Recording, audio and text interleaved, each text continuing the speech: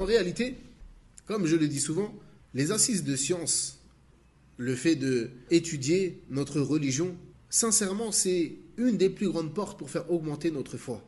Et lorsqu'on étudie notre religion, ou bien qu'on assiste à un cours, à une conférence ou quoi, au caisse, il faut que notre objectif soit pas simplement j'assiste à un cours pour assister à un cours, ou je fais des cours pour faire des cours. Là, mais premièrement, tu dois faire un constat. Lorsque tu sors d'un cours, lorsque tu sors d'une assise scientifique, est-ce que ta foi a augmenté ou non? Sache une chose, si ta foi n'a pas augmenté, si tu ne ressors pas en étant plus proche d'Allah Azza wa Jal que lorsque tu es rentré, alors sache qu'il y a un problème. Il y a eu un problème dans cette assise-là. Peut-être que tu as manqué de concentration, peut-être que tu as manqué de sincérité, peut-être que ton intention n'était pas bonne.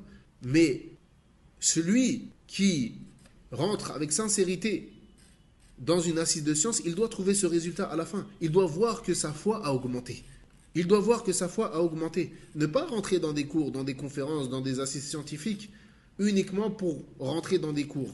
Là, mais plutôt il doit vouloir par cela que sa foi, elle augmente.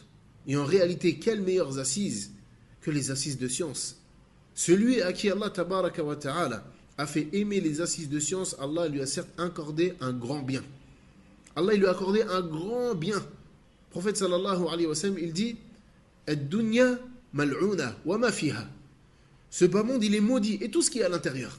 Ce bas monde et tout ce qu'il contient, il est maudit. Illa, sauf dhikr Allah, ou aliman, ou muta'allima. Ce bas monde et ce qu'il contient est maudit. Sauf quoi? Sauf le rappel d'Allah. Ou un savant, ou un étudiant.